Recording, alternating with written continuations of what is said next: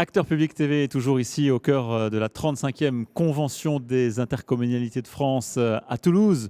Merci de nous suivre et je suis maintenant avec Liliane Piquion-Salomé. Bonjour. Bonjour. Merci d'être avec nous. Vous êtes présidente de l'Interco Outre-mer. Alors, le grand thème de cette convention des intercommunalités de France, c'est la France périphérique. Mythe ou réalité? Où commence-t-elle? Où s'arrête-t-elle? C'était un peu le sujet de la plénière d'ouverture qui a eu lieu il y a quelques minutes seulement ici à Toulouse. Quand on parle de France périphérique, qu'est-ce que ça veut dire pour vous en tant que représentante d'une interco d'outre-mer? Eh bien, écoutez, en tant que représentante des intercos d'outre-mer, la périphérie me semble être un terme qui nous dévalorise et qui, personnellement, ne me convient pas. Parce que la périphérie, qu'est-ce que ça inspire? Qu'on est en dehors du centre et qu'on aurait tendance à être oublié, surtout que nous sommes à quelques milliers de kilomètres au niveau de nos différentes intercommunalités des 5 régions ultramarines. Et je pense que c'est un terme qui n'est pas agréable, qui est dévalorisant. Est-ce qu'on peut, d'après vous, comparer, que les intercommunalités, ça regroupe, ça va de la métropole à la petite communauté de communes. Oui. Est-ce qu'on peut comparer les difficultés des intercommunalités rurales, des intercommunalités d'outre-mer et des intercommunalités urbaines? Écoutez, je ne pense pas qu'on puisse les comparer. Pourquoi? Parce que les petites communautés rurales ou urbaines, déjà dans l'Hexagone où vous êtes, n'ont pas forcément les mêmes problématiques. À plus forte raison, nous, qui avons des spécificités ultramarines. Et ce ne sont pas les mêmes tailles, ce ne sont pas les mêmes enjeux. On a un tronc commun, bien sûr, mais après, il y a des particularités dans les différentes intercommunalités. Justement, est-ce qu'on peut rentrer dans les particularités des intercos d'outre-mer? Quelles sont les particularités que vous mettriez en avant et celles qui ne sont pas forcément toujours bien comprises, finalement, vu de l'Hexagone? On a les risques majeurs. On a des problèmes de sécurité qui existent dans l'Hexagone, mais chez nous, c'est plus important. Et puis, on a l'étroitesse, la distance, le chômage, les problèmes des personnes âgées, et puis des questions de formation qui sont au cœur de nos réalités.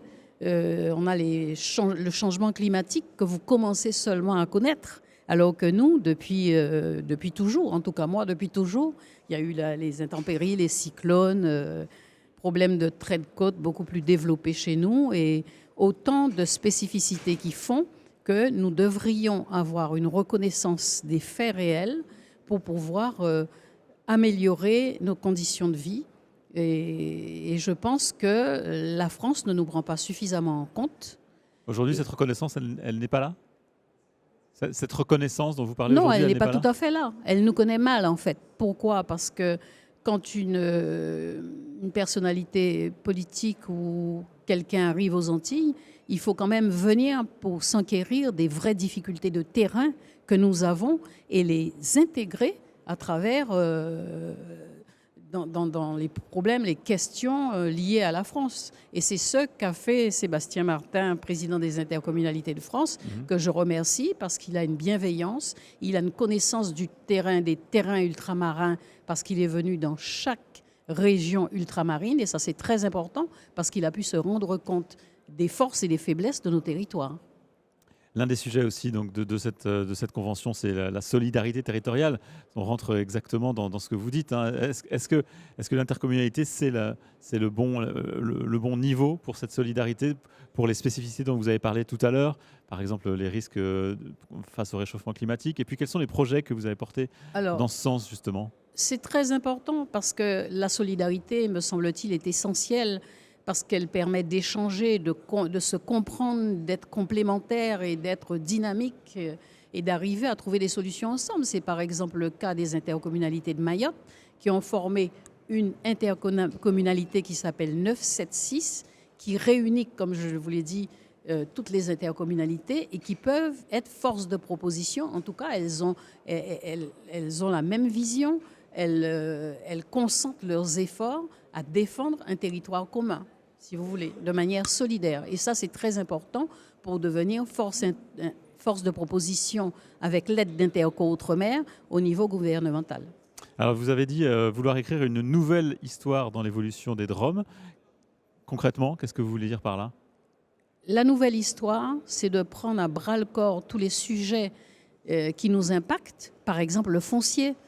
Interco Outre-mer a fait un travail extrêmement précis et très intéressant sur la situation foncière de chaque région ultramarine en se rendant sur place en consultant les experts, la population, les intercommunalités, étant entendu que chaque intercommunalité a des particularités. Par exemple, ça peut être un problème au niveau de l'eau, que nous rencontrons d'ailleurs aux Antilles, ça peut être un problème climatique, ça peut être un problème routier, ça peut être l'éducation. En tout cas, sur le foncier en particulier, il y a eu un travail de fond qui a été fait et qui a été présenté au Sénat et à l'Assemblée sur nos problématiques foncières spécifiques par rapport à l'Hexagone.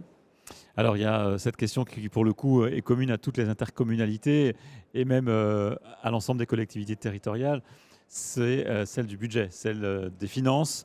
On a beaucoup entendu parler au moment du gouvernement de François Bayrou de ponctionner 5 milliards d'euros aux différentes collectivités. Aujourd'hui, avec la crise politique, on ne sait plus trop ce que va donner le budget, mais est-ce que c'est une inquiétude encore plus forte en Outre-mer? Bien sûr que c'est une inquiétude encore plus forte en Outre-mer, puisque les budgets n'étaient déjà pas suffisants.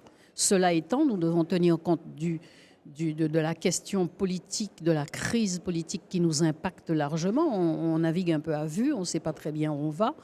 Et nous sommes tenus d'expliquer à notre population qu'on va devoir faire le mieux possible avec un minimum. Et ce qui est important, c'est d'expliquer, d'avoir de la pédagogie, de prendre les sujets prégnants tels que l'eau, le foncier, les changements climatiques et l'environnement, etc. et d'agir par priorité. Mais nous sommes dans un contexte mondial tellement particulier et dans une situation nationale inédite qui nous oblige à faire très attention et à faire au mieux en tenant au courant la population et en dialoguant, en les intégrant et à s'imaginer, en innovant. C'est très important d'innover et puis de se rendre bien compte que notre destin est entre nos mains. C'est sur ces mots qu'on va se quitter. Merci Liliane Piquion-Salomé d'avoir été avec nous sur ce plateau. Je rappelle que vous êtes donc président de l'Interco Outre-mer. Bonne suite de convention des intercommunalités de France ici à Toulouse. Merci d'être passé sur le plateau d'Acteurs Publics TV. Merci à vous. Et merci à vous de nous avoir suivis. À tout à l'heure pour une prochaine interview ici à Toulouse.